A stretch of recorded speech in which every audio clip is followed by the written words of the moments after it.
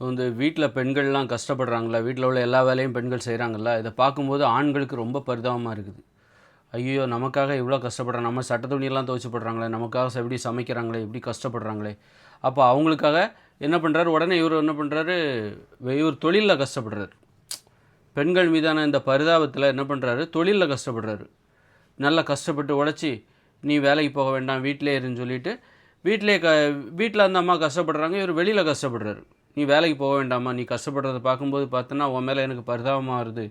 எங்களுக்காக இவ்வளோ கஷ்டப்படுற, எங்களுக்காக சமைக்கிற, எங்களுக்காக துணி துவைக்கிற, எங்களுக்காக வீட்டெல்லாம் கூட்டி கழித்து பெருக்கிட்டு இருக்க அப்படின்னு சொல்லிட்டு இந்த பெண்களை பார்த்து ஆண்கள் பரிதாபப்பட்டு நீங்கள் வேலைக்கு போக வேண்டாம்னு சொல்லி இவர் வேலையில் கஷ்டப்படுறாரு.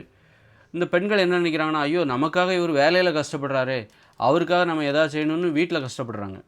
வீட்டில் கஷ்டப்படுற இந்த பெண்களை பார்க்கும்போது வீட்டில் நீங்கள் எந்த வேலையும் செய்ய வேண்டாம், எங்களுக்காக நீங்கள் வந்து வேலையில் கஷ்டப்படுறீங்க, ஆம்பளைங்களாகிய நீங்கள் வந்து எங்களுக்காக, பொம்பளைங்களாகிய எங்களுக்காக வேலையில் கஷ்டப்பட்டு சம்பாதிச்சு எங்களுக்கு பணத்தை கொடுக்குறீங்க, அதனால் நீங்கள் வீட்டில் எந்த வேலையும் செய்யாதீங்க அப்படின்னு சொல்லிட்டு வீட்டில் கஷ்டப்படுறாங்க. வீட்டில் நமக்காக கஷ்டப்படுறாங்கன்னு சொல்லி இந்த ஆண்கள் என்ன பண்ணுறாங்க, நீ வேலைக்கு போக வேண்டாம்னு சொல்லி உனக்கு சேர்த்து நான் சம்பாதிக்கிறேன்னு சொல்லிட்டு வேலையில் கஷ்டப்படுறாங்க. பெண்கள் வீட்டில் கஷ்டப்படுறாங்க, ஆண்கள் வேலையில் கஷ்டப்படுறாங்க. அப்போ பார்த்தீங்கன்னா 2 பேருமே கஷ்டம்தான் படுறாங்க. 2 பேருமே ஒருத்தரை பார்த்து பரிதாபப்படுறாங்க. அப்போ இந்த அன்புங்கிறது வந்து இதில் இல்லை, வெறும் பரிதாப உணர்ச்சி தான் இது அன்பு கிடையாது. அப்போ உண்மையிலே உனக்கு அன்பு இருக்குன்னா என்ன பண்ணுன்னா, உன்னுடைய வேலைகளை நீ பாரு, உனக்கு தேவையான பணத்தை மட்டும் நீ சம்பாதி. ஆண்கள் வந்து இப்போ பெண்கள் கஷ்டப்படக்கூடாதுன்னு தான் இவர் என்ன பண்ணுறாரு, வேலையில் போய் நீ வேலைக்கு போக வேண்டாம்னு சொல்லி நான் உனக்கு சேர்த்து சம்பாதிக்கிறேன்னு சொல்லி வேலையில் கஷ்டப்படுறாரு. பெண்கள் என்ன நினைக்கிறாங்க, ஆண்களை கஷ்டப்படுத்தக்கூடாதுன்னு சொல்லிட்டு, ஆண்கள் கஷ்டப்படக்கூடாது அப்படின்னு சொல்லி வீட்டில் நீ எந்த வேலையும் பார்க்க வேண்டாம்னு சொல்லி பெண்கள் வீட்டில் கஷ்டப்படுறாங்க. அப்போ கஷ்டப்படக்கூடாதுன்னு நினைக்கிறாங்க, ஆனால் 2 பேருமே 2 பேருமே கஷ்டப்படக்கூடாதுன்னு நினைக்கிறாங்க, ஆனால் 2 பேருமே கஷ்டப்பட்டுட்டு தான் இருக்காங்க. 2 பேருமே இவங்க நினைக்கிறது நடக்க மாட்டேங்குது. கஷ்டப்படக்கூடாது, நம்ம பொண்டாட்டி வந்து கஷ்டப்படக்கூடாது, அதனால் நீ வேலைக்கு போக வேண்டாம்னு சொல்லியாச்சு, ஆனாலும் அவள் வீட்டில் கஷ்டப்பட்டுக்கிட்டு இருக்கா. நம்ம புருஷன் கஷ்டப்படக்கூடாது அப்படின்னு சொல்லி பெண்கள் என்ன பண்ணுறாங்க, வீட்டில் உள்ள எல்லா வேலையும் செய்கிறாங்க, ஆனாலும் அந்த புருஷன் கஷ்டப்பட்டுக்கிட்டு தான் இருக்கான். அப்போ இந்த கஷ்டத்துலேருந்து 2 பேருமே கஷ்டப்படக்கூடாதுன்னு தான் நினைக்கிறாங்க ஒருத்தர், ஆனால் கஷ்டங்கிறது வந்துக்கிட்டு தான் இருக்குது. அப்போ என்ன பண்ணுன்னா, உனக்கு தேவையான பணத்தை மட்டும் நீ சம்பாதி. அப்போது உன் கஷ்டம் வந்து பெண்ணுக்காக நீ கஷ்டப்படாத, உனக்காக நீ கஷ்டப்படு, உனக்கு தேவையான பணத்தை மட்டும் நீ சம்பாதி. அதுபோல் பெண்கள் என்ன பண்ணுன்னா, உனக்கு தேவையான சமையலை மட்டும் நீ பண்ணு, உன் துணியை மட்டும் நீ துவைச்சிக்கோ, உனக்கு தேவையான பணத்தை நீ சம்பாதிச்சிக்கோ. அப்போ ஆண்கள் அவனுக்கு தேவையான பணத்தை மட்டும் அவன் சம்பாதிக்கும் போது பெண்கள் வேறு வழியில் அவங்களுக்கு தேவையான பணத்தை மட்டும் அவங்க சம்பாதிப்பாங்க.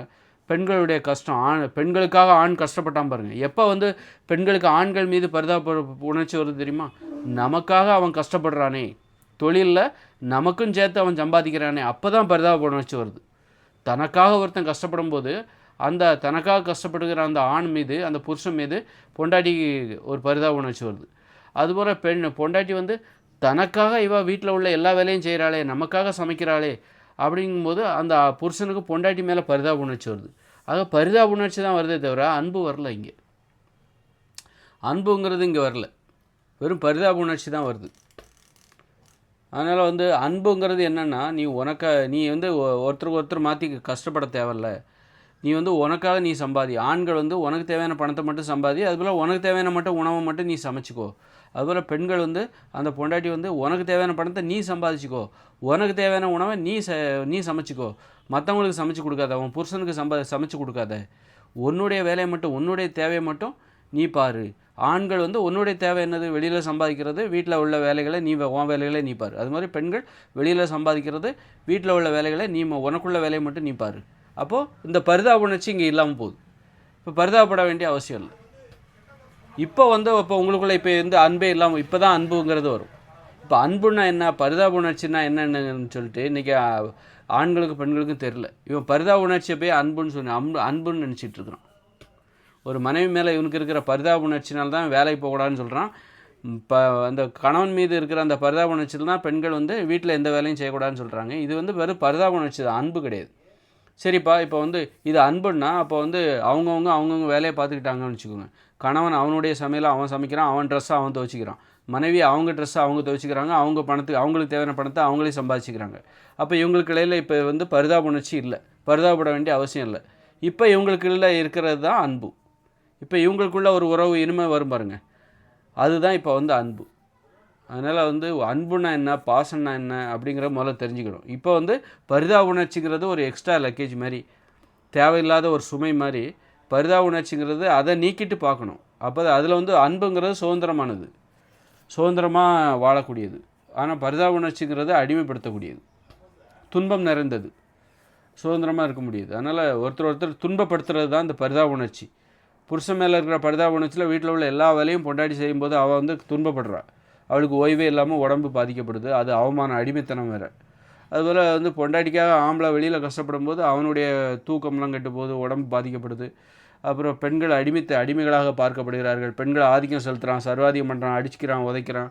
இப்படி அவமரியாதை, பரிதாபப்படும் போது அவமரியாதை தான் அங்கே வருது, அவமானம் தான் அங்கே வருது. அதனால் அந்த பரிதாப உணர்ச்சியை வாழ்க்கையிலேருந்து எடுக்கணும். ஒரு கணவன் மனைவி ஒருவருக்கு ஒருவர் காட்டுகிற அந்த பரிதாப உணர்ச்சி தேவையில்லாதது, அன்புக்கும் அதுக்கும் சம்மந்தமே கிடையாது. இப்போ வந்து பெண்களும் வேலைக்கு போகிறாங்க, ஆண்களும் வேலைக்கு போகிறாங்க. அப்போ அந்த கணவன் மனைவிக்கு இடையில் அந்த பரிதாப உணர்ச்சி அங்கே இல்லை. எங்கே இந்த பெண்கள் வேலைக்கு போகாமல் வீட்டில் இருக்கிறாங்க பாருங்கள், அங்கே தான் இந்த பரிதாப உணர்ச்சி. அதுபோல் ஆண்கள் வீட்டில் வேலை செய்ய மாட்டாங்க. அந்த மாதிரி வீடுகளில் தான் பரிதாப உணர்ச்சியை வச்சுக்கிட்டு அவங்க குடும்பம் நடத்திக்கிட்டு இருப்பாங்க. எங்கே பெண்கள் வேலைக்கு போகிறாங்க, ஆண்களும் வேலைக்கு போகிறாங்க, வீட்டில் உள்ள வேலைகளை ஆண்களும் செய்கிறாங்க, பெண்களும் செய்கிறாங்க, பகிர்ந்து. இங்கே வந்து பரிதாப உணர்ச்சிக்கு அங்கே இடமே இல்லை. இங்கே தான் அன்பு என்பது இருக்குது. அதனால் அன்பு வேறு, பரிதாப உணர்ச்சி என்பது வேறு. யாரும் வந்து இன்னொருத்தருக்காக நீ வந்து தியாகம் பண்ணாத, மற்றவங்களுக்கு உனக்காக நீ வாழு. அதான் அன்பு. அன்புக்கும் பரிதாப உணர்ச்சிக்கான வேறுபாடு என்பது இதுதான். இப்போ வந்து 2 பேருமே கஷ்டப்பட மாட்டாங்க.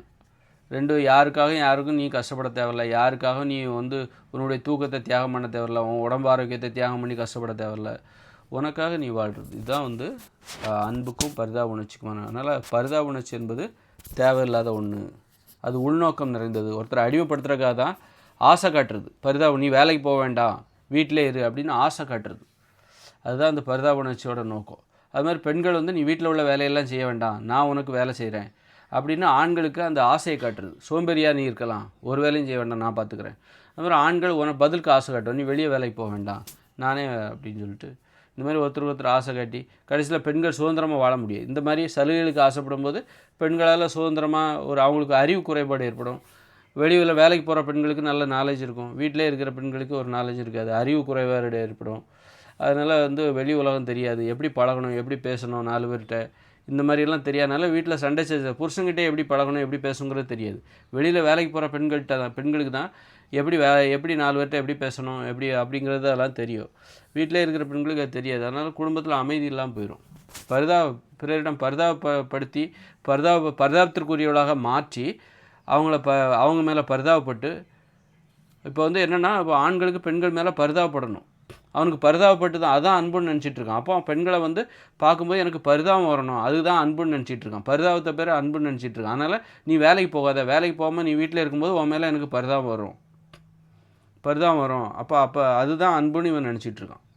பரிதாபப்படணும், பரிதாபத்திற்குரியவளாக அவங்கள மாற்றணும், அப்புறம் அடிக்கணும், திட்டணும். அப்போ அடிக்கும்போது கோபம் வரும்போது அடிக்கிறது, அப்புறமா பரிதாபம் வரணும். பரிதாபம் வருதா, அந்த பரிதாபத்தை வர வைப்பதற்காக பெண்களை அவமானப்படுத்துவது, அடிமைப்படுத்தினா அடித்த பிறகு என்னாகும், இவன் மேலே உனக்கு ஒரு பரிதாபம் வர, போய் கொஞ்சுவான், கெஞ்சுவான், அழுவான், அப்போ தேத்துவான், சமாதானம் கூறுவான். திரும்பவும் இவனுக்கு பரிதாபப்படணும், அதான் அன்புன்னு நினைப்பான். திரும்பவும் அடிப்பான், அவமானப்படுத்துவான், திரும்பவும் போய் சமாதானப்படுத்துவான், அதுதான் அன்புன்னு நினச்சிப்பான். அப்போ படணும், அவள் எப்பவும் பரிதாபத்துக்குரியவளாகவே இருக்கணும் அப்படிங்கிறதான் ஆணுடைய அந்த பரிதாபம் தான் அன்புன்னு நினைக்கும்போது, அவங்க எப்போவுமே பரிதாபத்திற்குரியவளாக என் கண்ணுக்கு தெரியணும், அதனால் நீ வேலைக்கு போகாத, நான் அப்பப்போ அடிப்பேன், கெட்ட வார்த்தையெல்லாம் திட்டுவேன், எனக்கு நீ அடிமை வேலை பார்க்கணும், உன்னை பார்த்தா எனக்கு பரிதாபமாக இருக்கணும், அப்போ தான் அதுதான் அன்பு அப்படின்னு ஆண் நினைக்கிறான். அப்போ பெண்ணும் என்ன பண்ணுறா, அதுக்கு தகுந்த மாதிரி நான் அப்பப்போ தப்பாக பேசுவேன், என்ன நீ அப்போ என்ன பண்ணால் அடிக்கணும், நான் பரிதாபத்திற்குரியவளாகவே நான் எப்போவுமே நான் இருக்கிறேன், நீ என் மேலே பரிதாபப்படணும், அதுதான் அன்பு. ஒரு கணவன் தன் மீது பரிதாபப்பட வேண்டும், அதுதான் அன்புன்னு நினைக்கிறான். ஆனால் அன்புன்னு அந்த பெண் நினைக்கிறான். அதனால் என்ன பண்ணுறா, இவள் வேலைக்கு போக மாட்டேங்கிறா. வேலைக்கு போகலை அப்படிங்கும்போது பணத்துக்காக கணவனை எதிர்பார்க்கும்போது இவள் ஒரு பரிதாபத்துக்குரியவளாகிறா. அப்புறம் வேலைக்கு போகாதனால இவளுக்கு 4 பேர்கிட்ட எப்படி பேசணும்னு தெரியாது. அதனால் நான் இது தப்பாக பேசுகிறது, அப்போ புருஷன்கிட்ட தப்பாக பேசுகிறது, அப்போ வந்து அவங்ககிட்ட அடி வாங்குறது, திட்டு வாங்கும்போது இவள் அவமானப்படுத்தப்படுகிறா. அப்போ இவ பரிதாபத்துக்குரியவர்களாக அந்த கணவனுடைய கண்ணுக்கு தெரிகிறான். அப்போ தன் மீது அவன் பரிதாபப்படுறான்ல, அதுதான் இவன் அன்புன்னு நினைக்கிறா. மனைவி மீது இவன் பரிதாபப்படுறான்ல, இதுதான் மனைவி மீது அன்புன்னு இவன் நினைக்கிறான். பரிதாபம் வேறு, அன்பு வேறு. அதனால் பரிதாபத்தை எதிர்பார்க்கக்கூடாது. இப்போ ஒரு உடல் இப்போ போலியோ நோயால் ஒருத்தருக்கு பாதிக்கப்பட்டிருக்காரு, அவர் தாங்கி நடக்கிறார் அப்படின்னா அவர் மேலே நீ பரிதாபப்பட்டு என்ன ஆக போகுது? எதுவும் அவர் சரியாயிட போகிறாரா? எதுவும் ஆக போகிறதில்ல. அதனால் அவர்கிட்ட நீ பரிதாபப்படுறதுல அர்த்தமே கிடையாது. எல்லாரும் போலே நீ அவர்கிட்ட பழக வேண்டியதான். நீ பரிதாபப்பட்டனால அவர் உன்கிட்ட பரிதாபத்தை எதிர்பார்த்தாருன்னு வச்சுக்கோங்க, அப்போ அவர் எப்போவுமே பரிதாபத்துக்குரியவர் தான் இருப்பார். அப்படி இருக்கும்போது அதுக்கு பரிதாபப்படுறதுனால அவருடைய நிலைமை மாற போகிறதில்ல. அதனால் பெண் மீது நீ உண்மையிலே பரிதாபப்படுறன்னா அவருடைய நிலைமையை உன்னால் மாற்ற முடியும். அவங்கள போய் சுதந்திரமாக வாழ விடு, சுயமாக பணத்தை சம்பாதிக்க விடு, அப்புறம் வீட்டில் உன் வேலையை நீ செய்ய, அவங்க வேலையை அவங்க செய்யட்டும். இதுதான் உண்மையான ஆக்கப்பூர்வமான ஒரு பரிதாப உணர்ச்சி. அப்போ இந்த நிலைமை வந்துட்டால் யாருக்கும் பரிதாபத்திற்குரியவர்களாகவே தெரிய மாட்டாங்க. அப்போ தான் இருவருக்கு இடையில் ஒரு உறவுமுறை வந்துவிடும். ஏன் இப்போ பெண் வேலைக்கு போயிட்டா கணவனுக்கு மனைவி மேலே அன்பே வராதா? வரும்ல. அதுபோல் வீட்டில் எல்லா வேலையும் செஞ்சுட்டாக்கா வீட்டில் உள்ள வேலைகளெல்லாம் அவன் வேலையை அவன் செய்யும்போது அந்த கணவன் மீது அந்த பெண்ணுக்கு அந்த அன்பே வராதா? வரும்ல. அப்படின்னா அதுதான் அன்பு. அப்போ அந்த மாதிரி அன்புக்கு ஆசைப்படணும், பரிதாப உணர்ச்சிக்கு ஆசைப்படக்கூடாது. இங்கே பரிதாபத்துக்கு இந்தியர்கள் ஏன் அப்படி இருக்காங்கன்னா, பரிதாபத்திற்குரியவளாக பெண்களை மாற்றிட்டாங்க. பரிதாபப்படணும், என் மனைவி என்னிடமிருந்து பரிதாபத்தை எதிர்பார்க்கக்கூடிய ஒரு பரிதாபகரமான நிலைமையில் அந்த பெண் இருக்கணும் அப்படின்னு இந்தியர்கள் ஆயிரக்கணக்கான வருஷங்களாக பெண்களை பரிதாபத்திற்குரியவளாகவே பார்க்கணும். அது மாதிரி ஆண்கள் தன் மீது பரிதாபப்படணும், பரிதாபத்திற்குரியவளாக நாம் இருக்கணும். அதுக்காகவே பெண்கள் வேலைக்கு போகாமல் இல்லாத சீனெல்லாம் போட்டுட்டு இங்கே இந்தியர்கள் பார்த்திங்கன்னா எப்படி மகிழ்ச்சியாக வாழணுன்னே தெரியல. மகிழ்ச்சியான வாழ்க்கைங்கிறது சுயமரியாதை உடையது, சுதந்திரம் உடையது, சுயமரியாதை விருப்பப்பட்டு அது மாதிரி ஒரு மான உணர்ச்சிக்கு முக்கியத்துவம் கொடுக்கக்கூடியது. அசிங்கப்பட்டு அவமானப்பட்டு பரிதாபத்திற்குரியவர்கள் கண்டிப்பாக மகிழ்ச்சியாக வாழ முடியாது. அதனால தான் இந்தியர்களால் மகிழ்ச்சியாக வாழ முடியாது. கோழைகள் தான் பரிதாபத்திற்குரியவர்கள். ஒருத்தரை பார்த்து நீ பரிதாபப்படுறன்னா என்ன, அவர் ரொம்ப பலவீனமாக இருக்காங்க, கோழையாக இருக்காங்க, அவங்கள பார்த்தா நீ பரிதாபப்படுவ. அப்போ பெண்கள் இங்கே பெண்களை பலவீனப்படுத்தணும், கோழையாக மாற்றணும். ஆண்களின் முன்னால் அவங்க ஒரு அடிமையாக தெரியணும். அப்போ தான் அவங்க பரிதாபத்துக்குரியவர்களாக இருப்பாங்க. அந்த மாதிரி அதனால தான் இந்தியர்களோட பலவீனங்கிறது அதுவாக தான் இருக்குது.